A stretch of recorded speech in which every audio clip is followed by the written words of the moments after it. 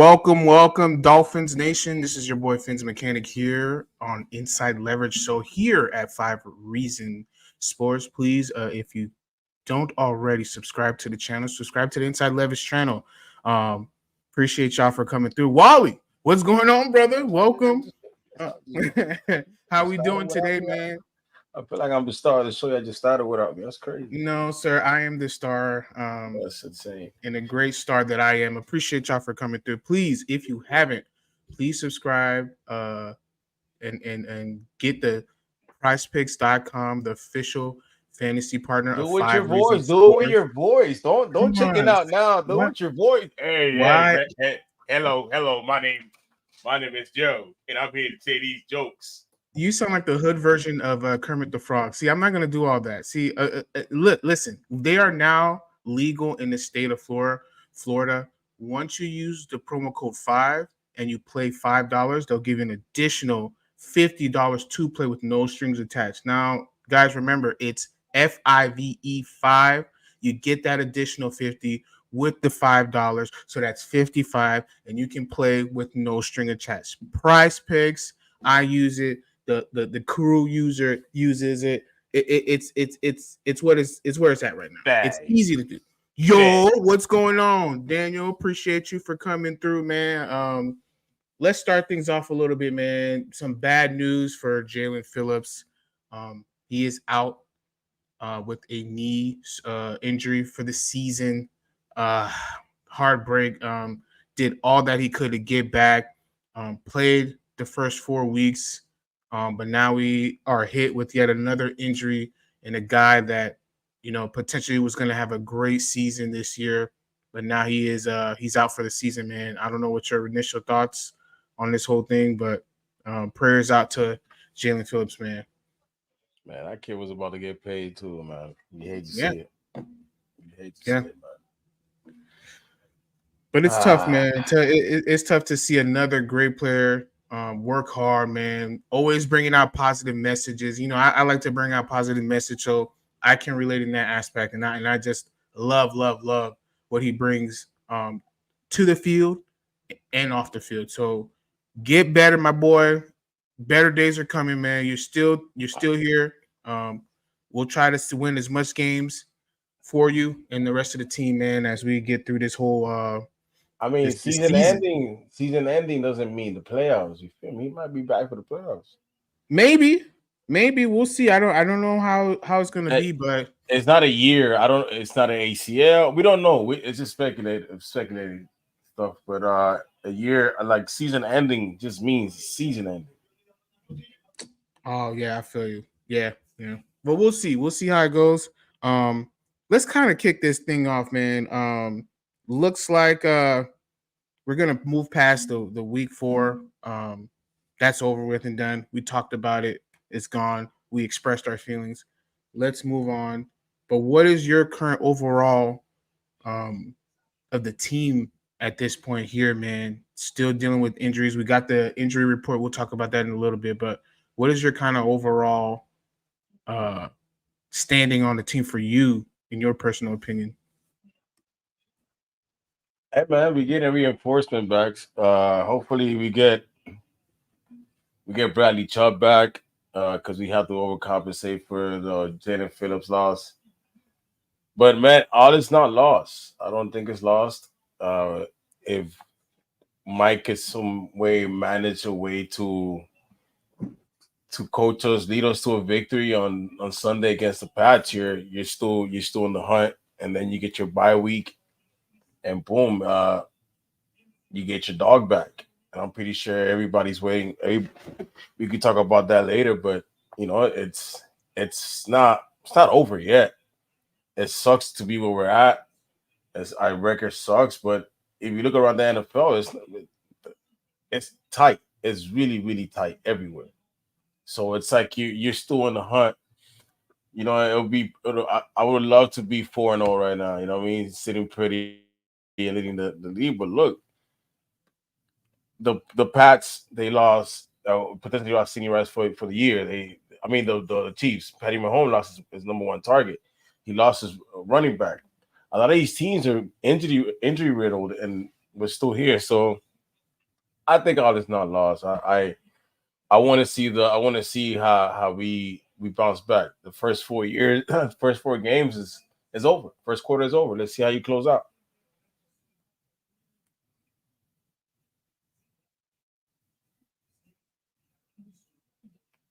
Unless you want to, I gotta carry the show. Unless you want to bring out unless you want to make a major trade or something no, I think the team's fine, man. Give players the time to ball out.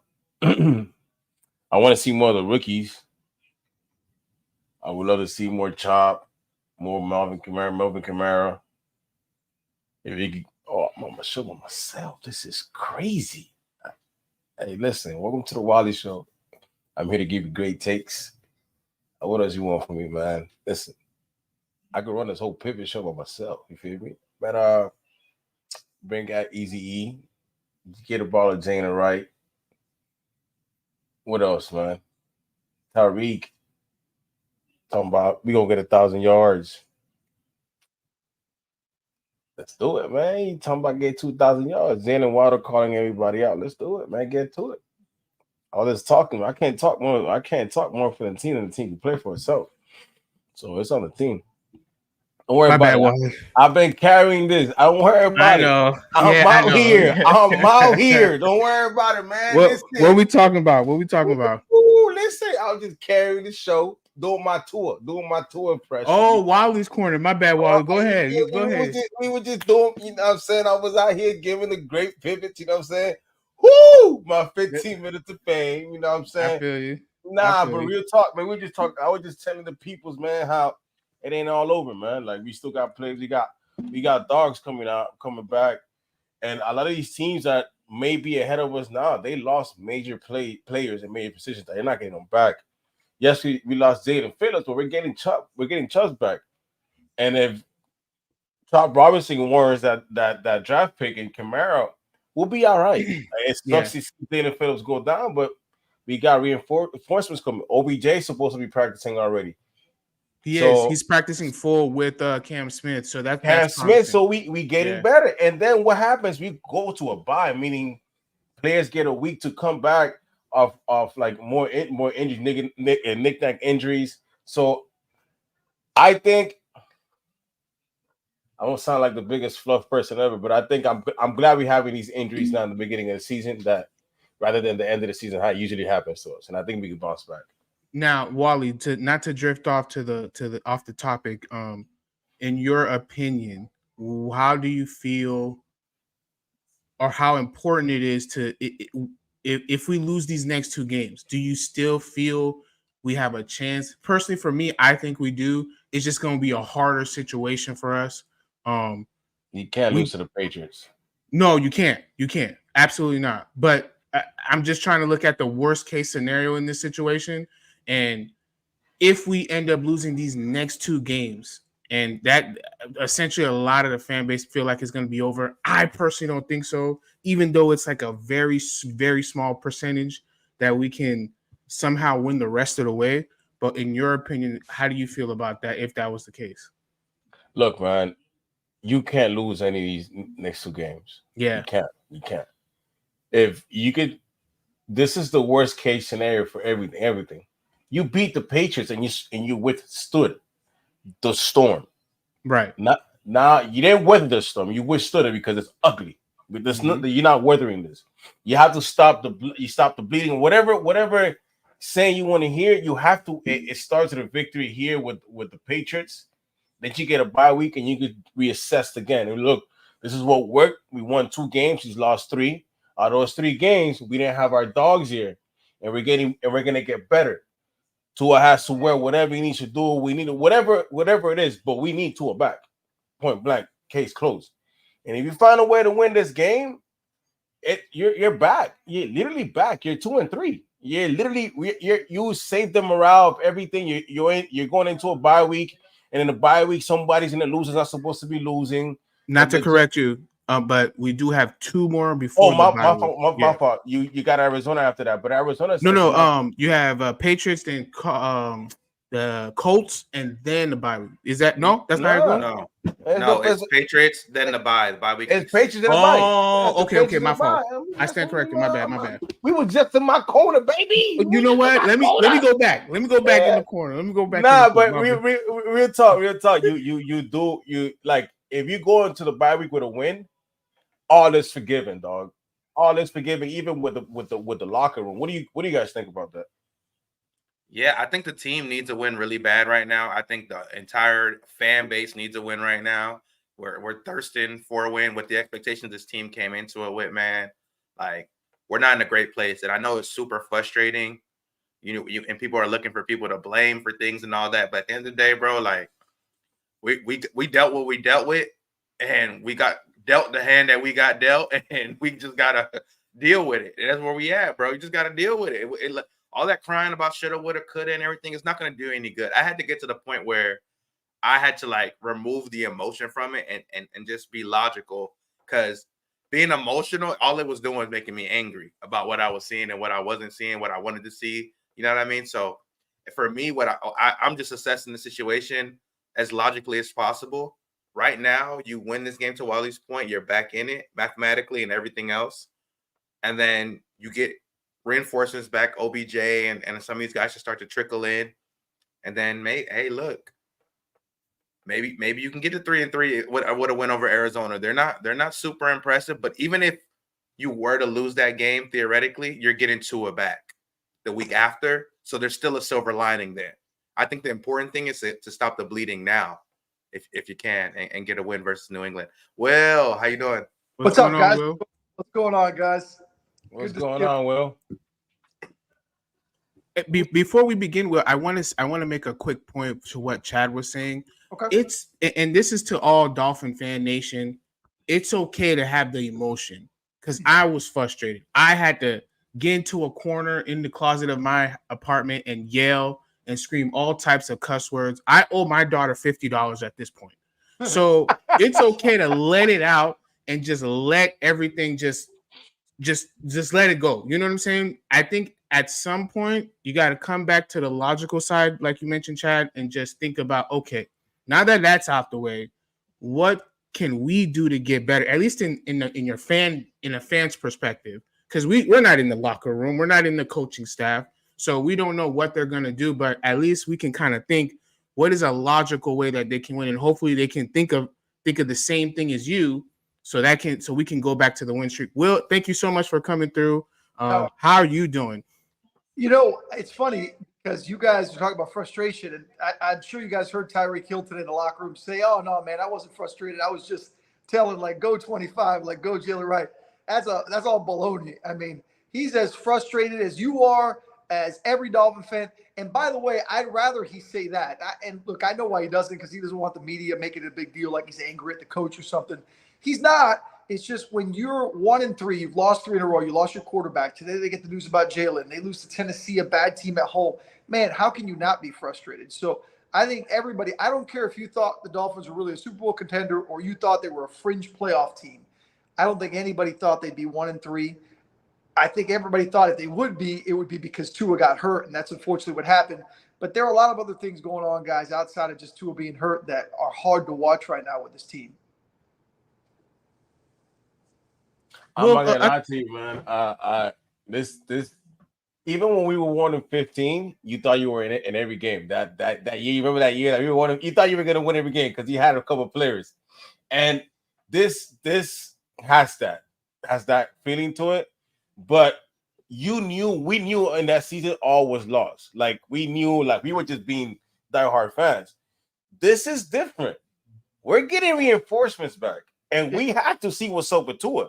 Because this either we're gonna go figure out the clause or whatnot, but we get Cam Smith, we get Craycraft, we get you have to see what you got going in the future. So unlike the 1-15 that always lost, you do have some lighting at the end of the tunnel.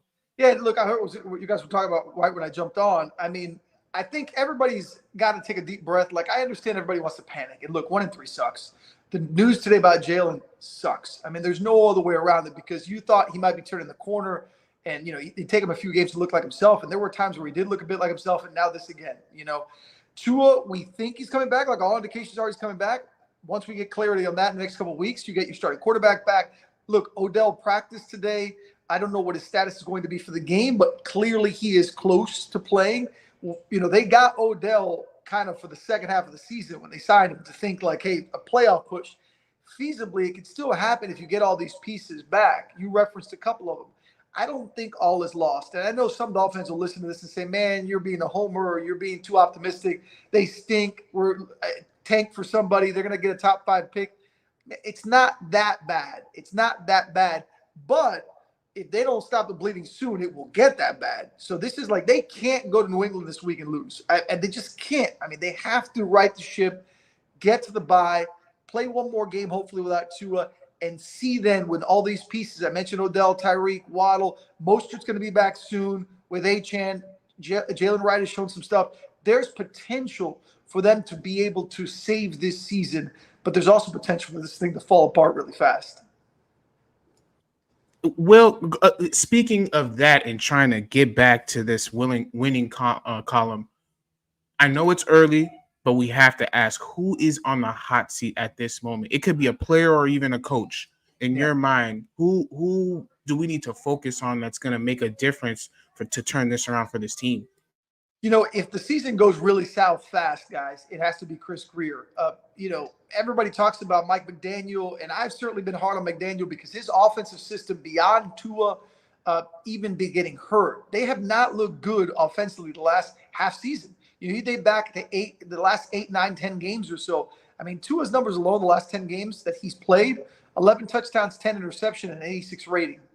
That's a mediocre bottom third quarterback. And I'm not at all saying Tua's that. He's not. Tua's definitely better than that. But that tells you that this offense hasn't been in the position that we expected to be in. Last year, this time, this offense was the talk of the NFL. This offense was like, man, how do you stop this machine? And now we're saying like, man, the machine's broken. So I think Chris Grier, who put it all together, is more so on the hot seat than a Mike McDaniel because Mike McDaniel just got a contract extension. Now, I will say this, though. Contract extensions, when you're a billionaire, don't really mean much. Like if the Dolphin season goes south and they go into the direction with the GM, I think Stephen Ross can cut a check and move on. So I think there's pressure on everybody. But again, it's 4 games in. When we start talking about pressure and the future, it's just too early for that. I know Dolphins want to axe people and, hey, you're gone and this guy's gone and this guy's a bust and let's see what we get in the draft. Give it a few weeks. Let's how about this? Let's get to like week 10. Week 10, if this team is 2-7 and they look terrible, we're having these conversations again. Yeah, man. We gotta figure something out. Do you see at a point where once the trade week is there that you can see Chris Grier making a move depending on maybe this game or just the overall evaluation of what's been going on for the first 5 weeks? Do you see a possible trade? And in your mind, who do you think they would go for? I mean, it's a good question. Honestly, at this point, like, what do you really – when you look at the Dolphins, right, you can't fix the offensive line in a trade. Like, it's not going to happen. In season, it's very hard. You're not going to go and get a stud guard or tackle. I mean, they have what they have, and they have a couple projects, guys they drafted that they're looking to the future. They're trying to mix and match people. Obviously, Charles Armstead's health is always a question. You hope he stays healthy all year. You look at the quarterback situation, like where are you going to go get a number 2 quarterback that fits the system right now? You know what I mean? Because if you can go back and say, where was the mess up of everything? It was you signed Tua to the big deal, which by the way, I was all for. I think they made the right choice. No matter what happens with Tua, I felt he had done enough to like warrant, okay, this is the guy we're going with. But you also know his history. So that was the biggest mistake. How do you fix it? I don't know what's out there, guys. You know, and the question becomes: are you a buyer? Are you a seller? Do they try to move people if it all goes downhill? I don't know the answer because I'll be honest with you. If I thought, okay, I'm coming on this show to talk with you guys Dolphins in week 4, this is the last topic I thought we'd be talking about. You know what I mean? I think, okay, at worst they're 2-2 and they're figuring some stuff out. Not that they're one of the worst offenses in the league. Their quarterback's out for the next couple of weeks at least. Tyreek Hill's frustrated. He hasn't really been able to do much the last couple of games. Raheem Mostert's been out. The O-line has been a mess. The quarterback situation is a mess. And what's sad is we woke up this morning, and if we would have had the conversation this morning, we would have said, well, at least the defense is playing okay. And then a few hours later, you lose one of the young pieces of the defense for the season. So it's like, man, when it rains, it pours. So to answer your question, Chris Curry is going to have some tough decisions to make based on how these next few weeks go, on what direction they want to go, because there's no savior out there that they can get. It's got to be internal. They've got to figure it out. And it's on Mike McDaniel. It's his offense. It's on Mike McDaniel to figure out how to fix it, hopefully in the next couple of weeks, but especially when Tua comes back. Well, I'm huge on body language, man, and I was actually at the game on Monday, and that was players weren't responding to the mic antics, to the mic whatever, not necessarily antics. They weren't responding like to the coaching. Like Weaver had a pulse to his defensive guys, but overall the team it kind of looked like they weren't playing for each other. Like it's that far-fetched to see like the vibe check on the team. It looks like the morale's down. You started with Tyree getting arrested and Tua detained, Tua with the concussion. Now this, like, what does it look like to you from a team perspective? I mean, it's a good question because we're all human and we all see it, right? And like body language and stuff, it's hard to gauge because guys get frustrated and things happen, and you don't expect to be all cheerful and happy. But I asked Mike McDaniel after the game, are you worried that this could snowball? Look, you lose one, you lose another, you lose players, you lose things. And he straight out said, I don't see this team quitting. It's not in their nature, but we've got some tough questions that we have to get answered. And to a man, we all have to figure it out and be accountable.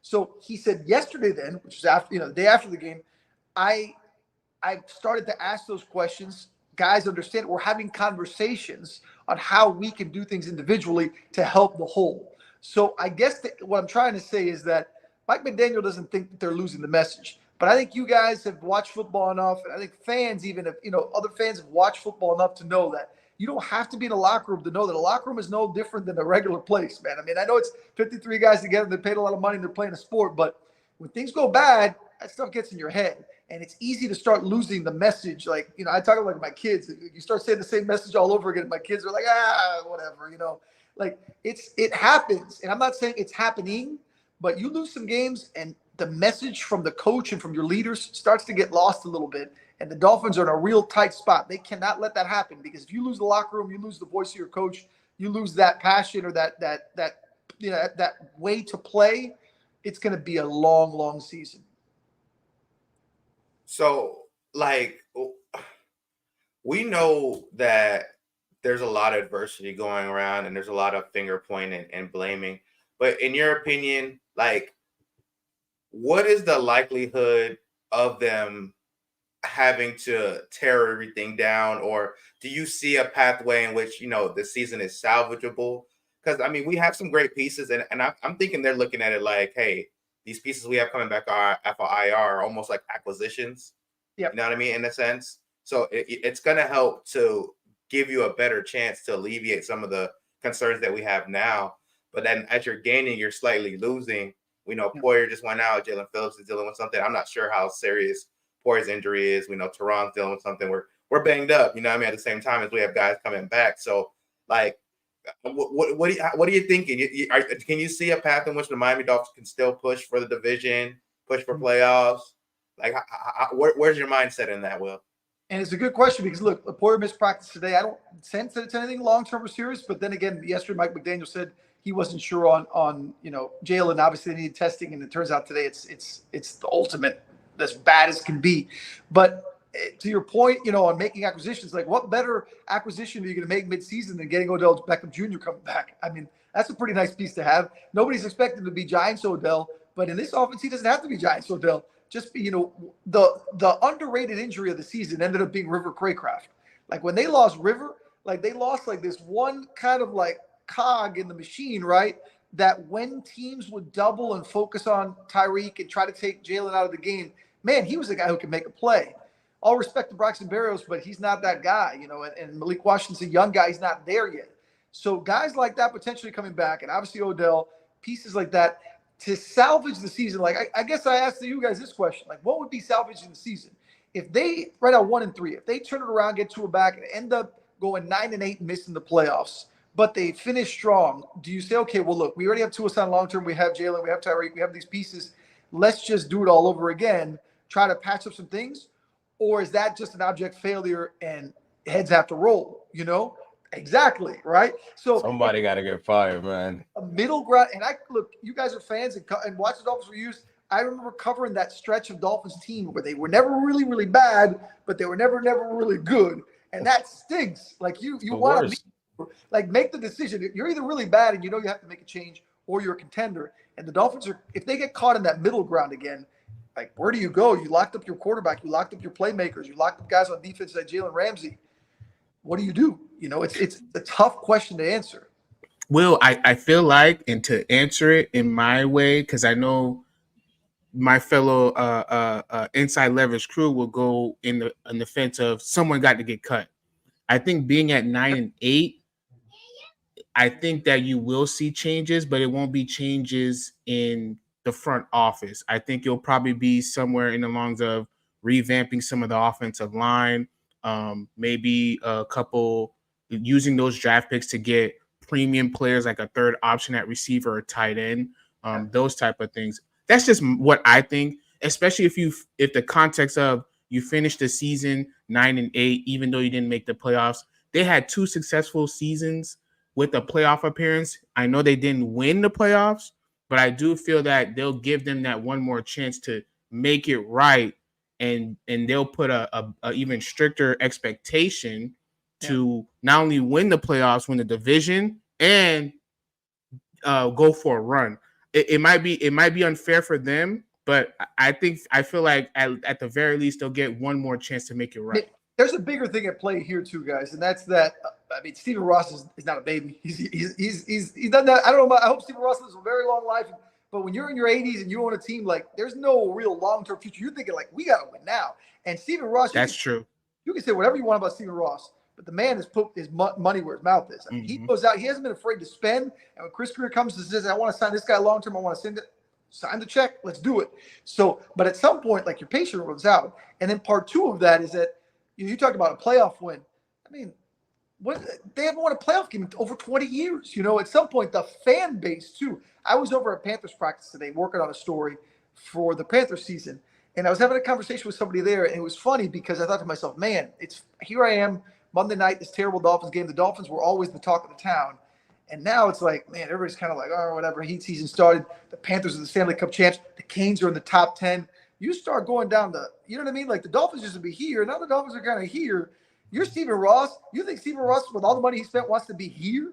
No, he wants to be here. So, like to your point, something's got to give. You can't just keep signing checks, making promises, expecting people to pay big money in season tickets and coming to games when you're battling all that other stuff and you're not winning games that matter. You're just not. That's an organizational thing that they have to figure out. You can't go 9-8. You can't go 9-8. You got to make the playoffs. This team has earned this tragedy, whatever you want to call it. This 1-3 start has given them the carte blanche to maybe get to the playoffs and lose. Now you can maybe play around with that, and you can sell me on that. But you can't miss the playoffs because the Browns, Mike Tomlin, won one Super Bowl. What if they use Tua? What if they say, well, but whoa, we lost our quarterback for a month and over a month? What can we do? If Tua plays every game outside of this, the next 12 games, or let's say he plays 11. I don't know if he's coming back for the Cards or the Buffalo. Let's say he plays 11 games and he lights it up. It's not Tua no more, so you can't use that excuse because Tua himself has again to go back to 2 seasons ago and prove to us that he could be not only healthy, but a good quarterback. Because those questions, once again, we're going to be talking about, we should trade for this guy because Tua's not it, trade him to another team. So he has to show out. Tua has to come back and show out. So and he's probably going to do that. So once again, we don't see any signs of the defense being bad. So I agree. So if this stays out like this, it has to be another crazy breakdown debacle. So you can't. They can't afford another one. They got to make the playoffs. This team has to make the playoffs. This might get answered for us. They may stink. This might just be. By the way, there's a chance this team's just not very good. That we all overrated them, and the way they're constructed, not a good offensive line, a decent defense, but a lot of pieces have been falling. Too much attention. Too much of the offense is built around Tua and Tyreek, and teams have figured out how to slow that down. It could just be that at the end of the season we look and we say they were 7-10. This just isn't a good football team. I'm not saying. I'm just saying it's possible, guys, that maybe That this 1-15 season. I told you, it looks just like the 1-15 season. It smells just like it. Look. I made peace with it as a fan. Me personally, I can't speak for anybody else. Either the reinforcements are going to come back, we're going to springboard off of these couple victories, and we're going to make a run, and everything's going to be good, or we're going to have this wealth of draft capital next season, and it's going to be some high picks, top 5, top 10. Is it going to be Chris Greer making those decisions again? At that point, I don't think he can. I don't think you can allow him to. I think it's. Right. I mean, hold on. Why not? Hold on. But so look, if the said case that I just made prior to you, he has a leg to stand on. Like his players developing. Like it has to be a debacle. Chris Greer, he won't get fired. If he look. Chris Greer's got a golden ticket with Steven Ross. Yeah, he does. He does. He really does. And I'm gonna tell you something, bro. Like if you replace Chris Greer, you're gonna be at the helm of like some little young hotshot that is on a proven commodity that hasn't done nothing. I don't think Steven Ross, a wealthy guy, wants to let that happen. He clearly showing you that. By the way, he doesn't want to rebuild either. Exactly. How old is Steven Ross? 84? I mean, he's got to be 83. How old is it? Whatever he is, he's in his 80s. I think he's 84, and he just got more money off the stake. No. Wants to rebuild, man. There's no rebuild. He's put all his money. He wants to. Before that day comes, he's like, man, I gotta win. I gotta see this team. I gotta leave knowing that I own this team. They won a playoff game. They were a run. Maybe they went to a Super Bowl, but it can't just be where it's been 23, 24, 25, 26, 27 years without winning a playoff game. It just can't keep going. Do you think they'll get like if it ends up not going the way that they wanted to, you think rather than do a rebuild or a short rebuild, they'll get a consultant to assist them in kind of giving him some advice on certain positions? We tried that once. We tried that one. They tried it a few times. You look at that's one thing. If I criticize Steven Ross ever, is that I think he's let too many. What was the old Parcells line? There's too many cooks in the kitchen. Too many chefs in the kitchen. Yeah. That's how we did with the Tampa Bay guy. The Tampa Bay guy, I think it was the Tampa Bay GM. When we hired like an outside consultant to get our GM. Nah, you mean Dennis Hickey or whatever? Dennis Hickey? Oh my God. Yeah. You look at the voice. It's too many voices, man. Too many people, and then Brandon Shore and Chris Greer and all these. You hear all these names coming in, and Tom Garfinkel's involved in stuff. It's like, man, you got to have a singular voice in the organization who is leading the charge. And if there's any criticism of the Dolphins over the years on the way they've tried to build, is that there've been too many voices. And which voice is Steven Ross gonna listen to this time? Again, Chris Greer seems to have the magic touch with him and what he can say. And the crazy thing about Chris Greer is you could sit here and we've all said it in the last 10 years. Many times I've thought to myself, man, how did Chris Greer survive this? Because remember, he's been with this organization during the time that this team hasn't won a playoff game the entire time.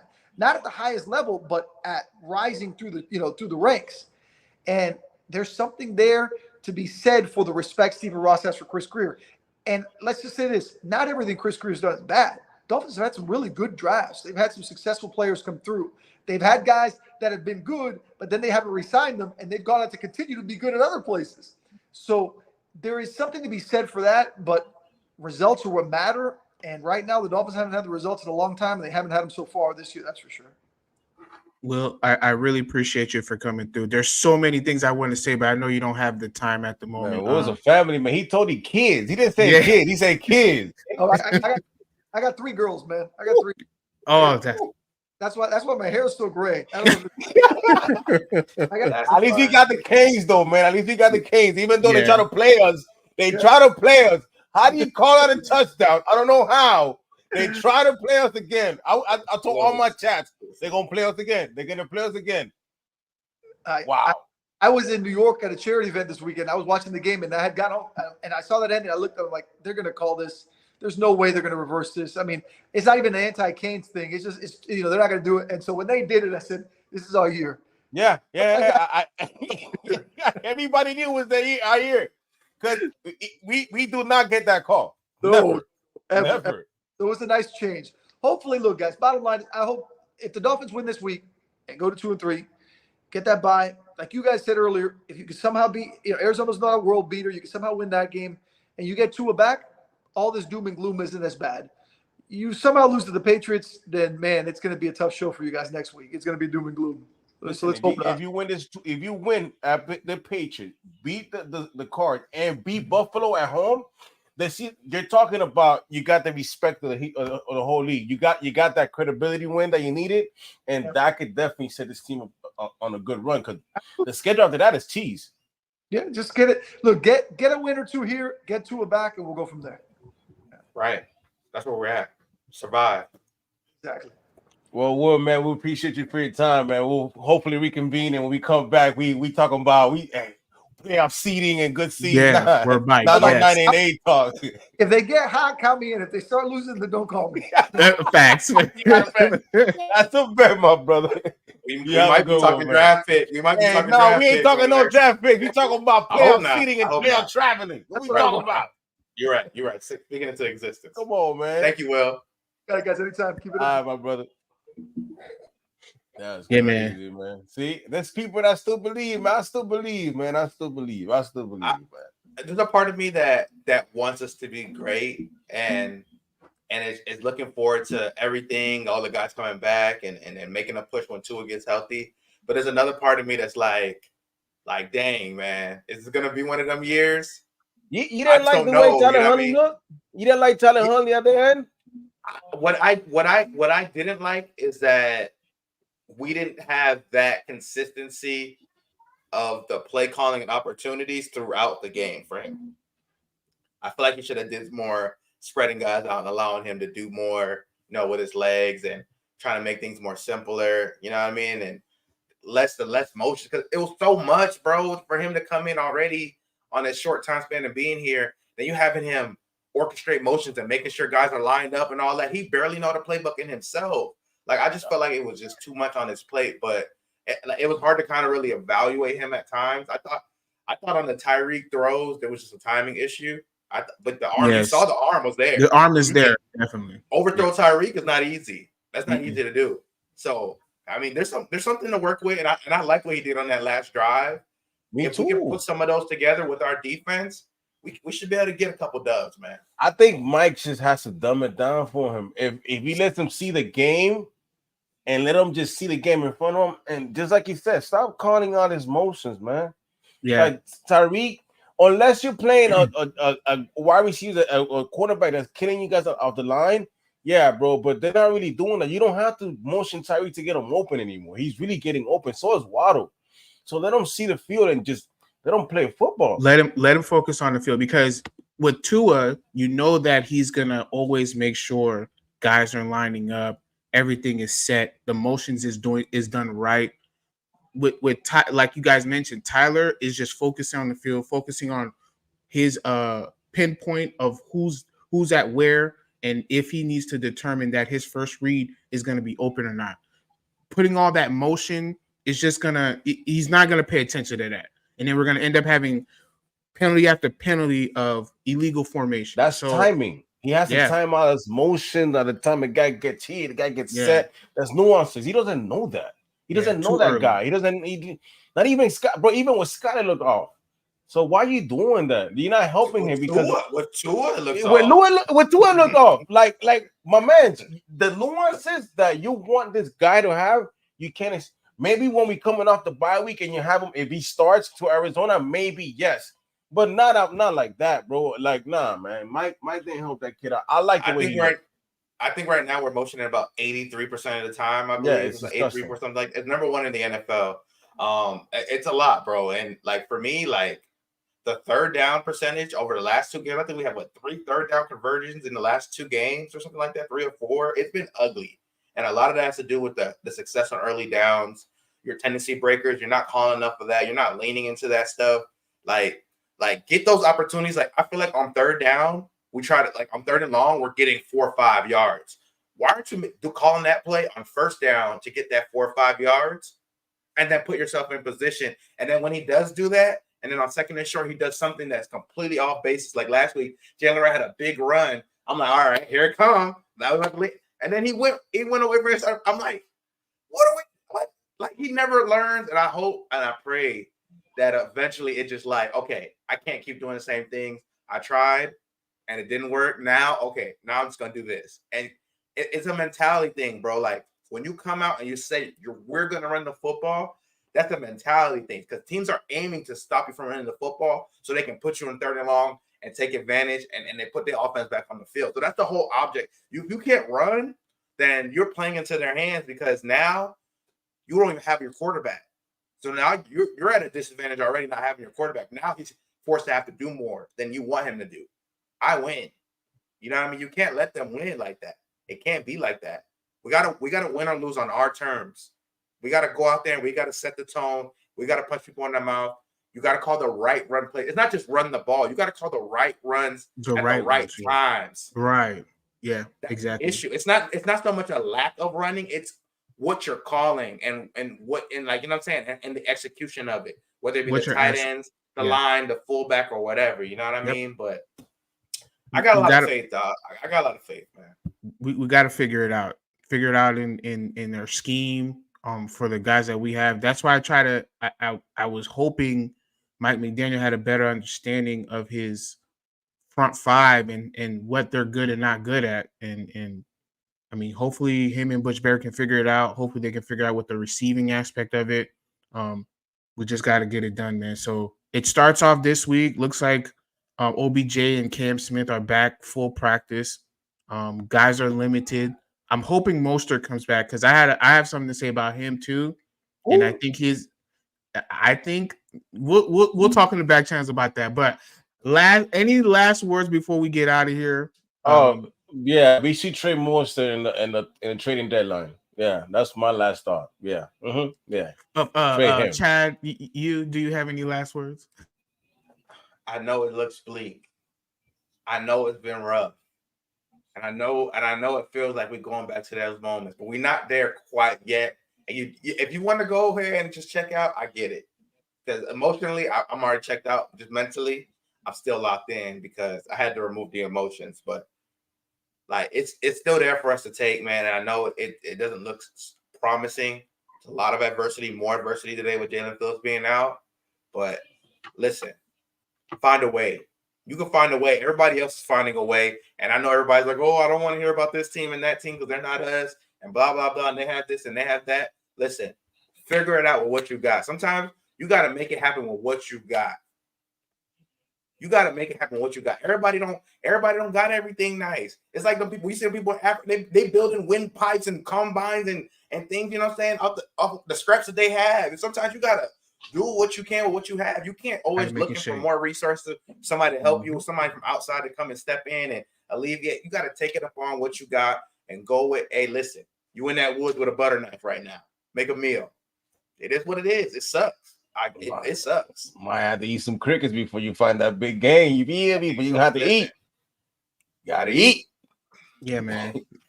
I mean, for those who are giving up and using the term "it's over," you know, with respect, I'm going to shake your hands and I'm going to say, see you next year.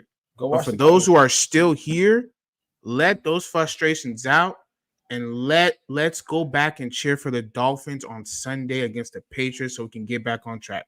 That's what I'm hoping for all the Fins fans to do. Listen, it's not over for me. I hope it's not over for y'all. Keep pressing on. We've been through a situation like this. 1-7. 4-game loser streak, all that shit, and we somehow figured it out. We almost made it 1-7 too, boy. You know, so we just got to figure it out, bro. We've been through this. Let's fight through it. Once Tua comes back, I'm not saying it's gonna be easy, but it's gonna be better and it's gonna be a little more smoother. But with Tua being back as well, make sure you figure it out and do things right. Don't just do things because you know what I'm saying. Don't sure call plays to call plays. That man too. Make sure y'all apologize. Y'all draft y'all apologize. You know what I mean? Because you seen he the real MVP. Y'all don't went ahead and voted Tyreek the number 1 player in the field. That boy hasn't hit 100 yards without Tua. He ain't see 100. Jalen Waddle ain't see 100. The running backs ain't see 100. Make sure you when you say it's over 2, say I'm over saying that Tua ain't it. You know what I'm saying? Just a little side note for y'all little haters talking about Tua ain't it. All right. Hey man, and with that said, please make sure to follow the. Oh yeah, Chad, you got one more. Oh okay. So please make sure to follow the YouTube page, follow 5 Reasons, and definitely follow Inside Leverage. Follow us on Twitter. Be on the lookout for our content this week. Tons of content for your head top. Appreciate y'all. Don't forget the merch, man. Some good stuff out there, man. Drip for sale, man. Get your drip on for the fall. Get your drip for Get the a win. winter. Man, fans for the Get a win. win. I'm packed. Get a Get win. one. Get you one. Yes, sir. Get a And win, with that man. said, y'all have a good night.